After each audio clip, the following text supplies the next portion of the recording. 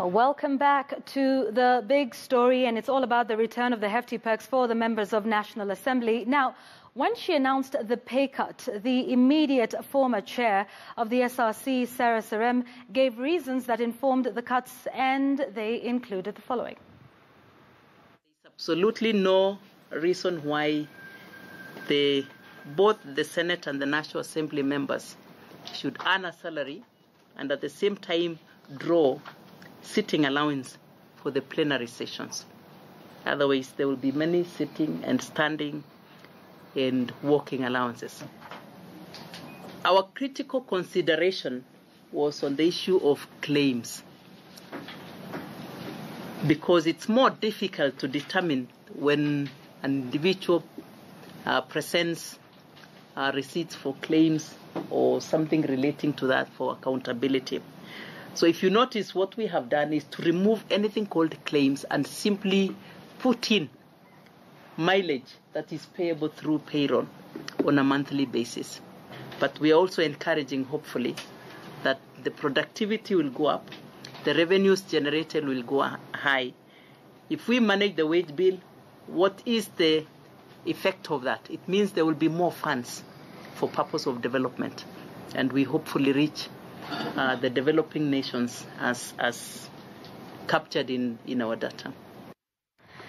Immediate former chair of the SRC. Back with my guest tonight, that's Ken Gishinga, who's an economist, Honourable Millie Odhiambo and Honourable Dan Manzo. Millie, I'd just like to start with you and pick up where we left off real quick, because you talked about being in touch with the issues of the people of Suba North in your constituency, but certainly many would argue that that is not necessarily within your purview, that the work of a legislator is to provide oversight and in making legislation. But shouldn't your role then be pushing the government to do its job so that your people don't have to ask you for funds when they need to have a funeral or go to hospital? Well, I'm sure if you follow me and listen to me in Parliament, I am a person who lives what I talk and what I preach.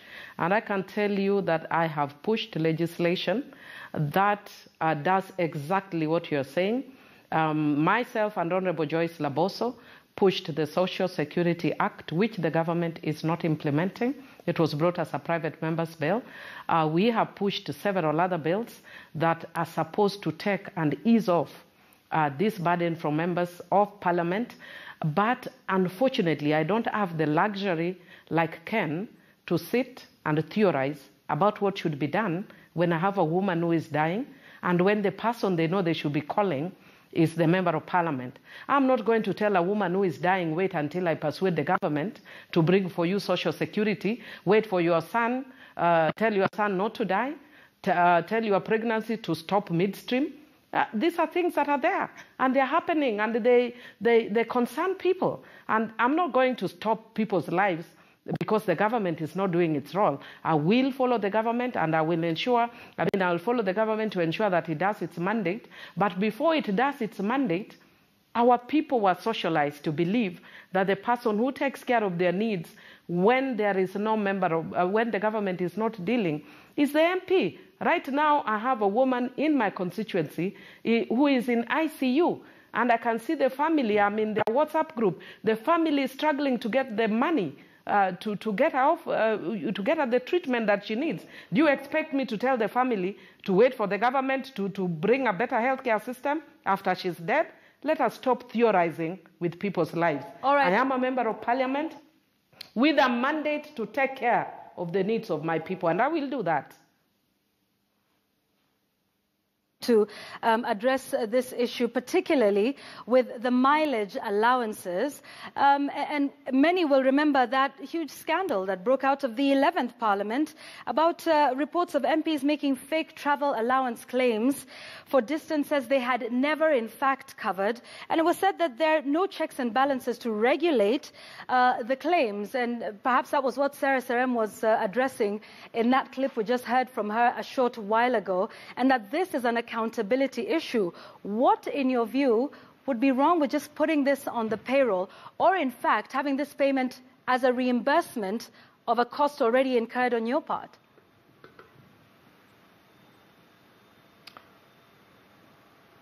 Dan? Well, I would say that personally, I don't care whichever way that money is paid, if you ask me, so long as I get to do my work. Okay. It can come to earth through angels. I don't care.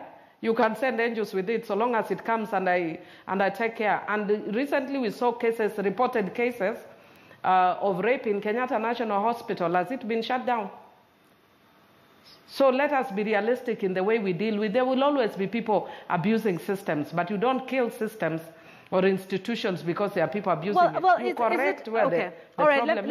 Let me hear from Dan Manzo, because is it necessarily killing that system? I mean, the mileage allowance is still there. It's just not a claim, but it is a fixed amount that comes through the payroll. Dan, I don't know if you can hear me. Perhaps you can respond to this one. This time around, I want to say that, each member of parliament covers a different distance to reach their constituency. For the people around Nairobi, like myself, there is not much you gain out of it. But if you consider, for people who have to drive to Mandera or Garissa and many Pokot, some members of parliament even travel for 3 days to get to their constituencies. I mean, even the damage to their cars. So in a lot of times, and if you move around your constituency working, in fact, the mileage claims are actually underpaid. And we have not asked for more, but we just want it to be reasonable and calculated. If there is a member of parliament who is abusing it, the Integrity Act is there. The ESCC is there. Such a member can be, investigated and charged in a court of law because, the law is there to serve us. But you cannot now condemn all members of parliament just because one member has broken the law. Okay, there are some other... the law. All right, Dan, there are some other proposals with respect to specifically mileage allowance, not scrapping it altogether. There's even been the proposal to perhaps provide members of National Assembly with government vehicles and fuel those, which would then enable members from the furthest areas to be able to reach there anyhow, and that these are vehicles that would be maintained by government.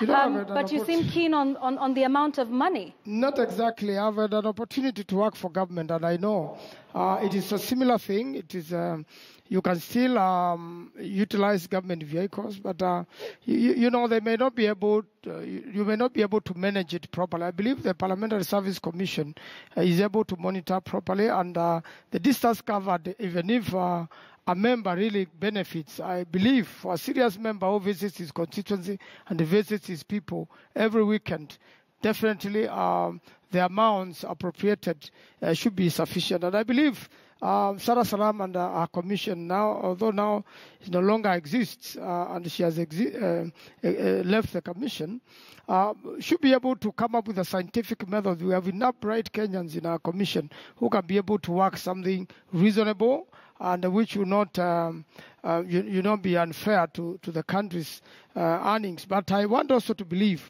that you cannot really pay, workers of a country through the taxes alone.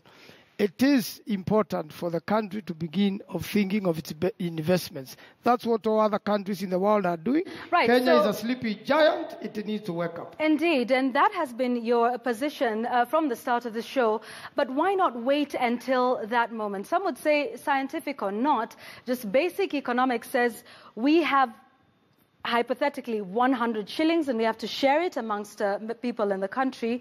But why not wait until the country is doing well enough, or ensure that through your role as a parliamentarian in terms of oversight and legislation, and then once we get to the point where Kenya is now the giant and no longer sleeping, then there will be enough for everybody, including members of National Assembly, because you're speaking of the hypothetical situation, but this is the reality in which we live now, with 650 billion shillings going to the wage bill by the end of this fiscal year. Well, I do agree that members of parliament are part of Kenyans and they live in Kenya, are aware. And I've just heard the Honorable Millie Odhiambo, and I want to agree with her. We still have got a lot of social responsibilities we still handle for our constituents, partly because of the history we have as a country.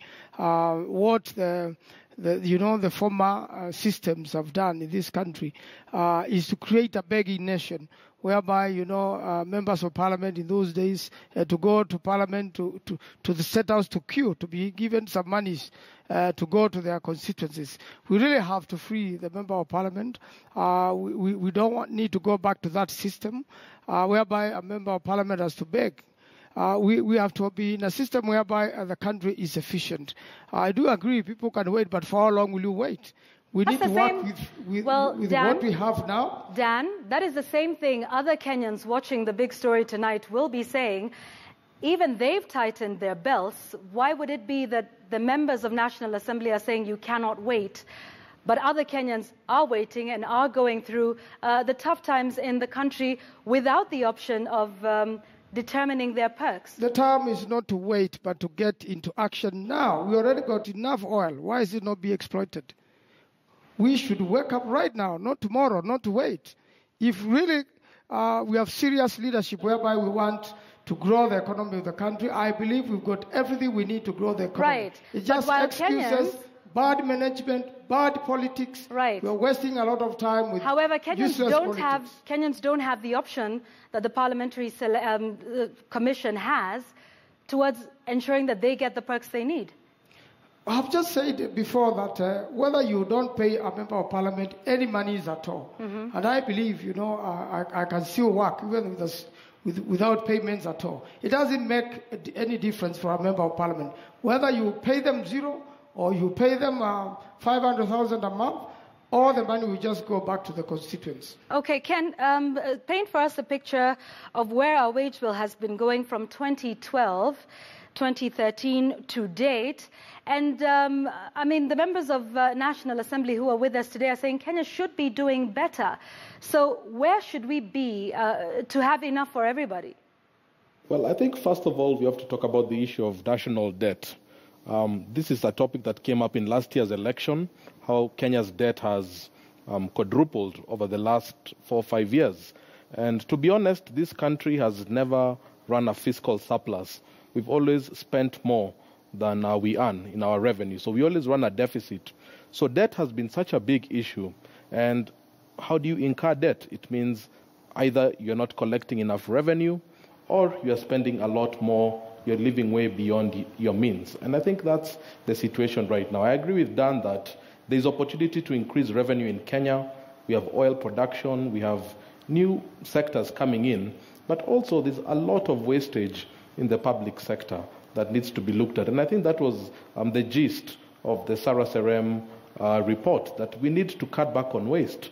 The idea of having a PA and a PA having a PA and they're having a PA, it becomes very, very tiresome. And, sometimes we think we have to remember what JFK once said, that, ask not what your country can do for you, ask what you can do for your country. And sometimes I don't get that sense of, measuredness, that sometimes, as you say, Kenyans are willing to wait for that better tomorrow, but it seems that our parliamentarians want to have that tomorrow today. So I think in terms of, if you look at the wage bill, and I don't want to be obsessed about the wage bill because salaries are important. You can't get an economy functioning without paying salaries. Yeah. But when you start crossing the 50% threshold, then it's alarming. Whether you talk to the World Bank, whether you talk to the IMF, it's something that's completely unsustainable. So for me, when I think about it, and I think also if you look at the Constitution, we need to have a serious dialogue on the Constitution. And I want to ask you this, Ken, just really quickly, because it's not just about the amount of money, but one of the roles of the SRC is also look at pay for performance and the output as well. So this goes beyond just, raw hard figures, does it not? No, absolutely. It goes way beyond that. And I agree with you that sometimes you need sort of like a performance-based remuneration scheme. But for a parliamentarian, it's a bit difficult because how do you measure the quality of a legislation? Sometimes a legislation takes 3, 4, 5 years. Or contribution by each of the members to specific bills. It's a much more difficult thing to do because are you going to say how many debates have you sponsored in the House? How many bills have it's a very tenuous place to be. But I think the principle behind the Sarah Serem was we need to look at equal peers within the public sector, where somebody in a parastatal, somebody in the Parliamentary Service Commission of fairly similar experience, fairly similar educational credentials, it's only fair that they should be earning something as within a reasonable band, but that's not what we are seeing right now. So there's a sense of doublespeak, and I think that's what is sort of making this conversation much more difficult. All right, more of your views. I will get to that clip from Honorable Gladys Wanga. Daisy Amdanyi on Twitter says, by the way, the parliamentarians are not the only ones being bombarded by these requests and demands for assistance. We all are. Social media is full of requests for assistance. The hashtag is the big story. Keep talking to us. But even though other state officers were included in that review by the SRC, MPs felt it was a disguise to turn them into beggars, as you've already heard from my guest tonight. But I want you to listen now to Homa Bay Woman Representative Gladys Wanga. There is a mission to demean the legislative arm of government. There is a mission to demean members of parliament and reduce them to beggars, and perhaps, like in the 90s, expect them to go to the executive every Friday begging for handouts to be able to go back to their constituencies. It is unfair to reduce allowances and salaries of members downwards when they are already in the course of duty. We do know that over 30% of members of parliament who are going to be in this 12th parliament were already members of parliament in the past. And therefore, for them, this would be a major reduction. All right. I would like us to now take our final round of comments because we have just about 5 minutes to go. Honorable Millie, I'd like to begin with you, but first read you this tweet from Ken Kibera, who says, since Millie Odhiambo's salary is not enough to take care of all the problems in Mbita, what criteria does she use to decide who to help or who not to help?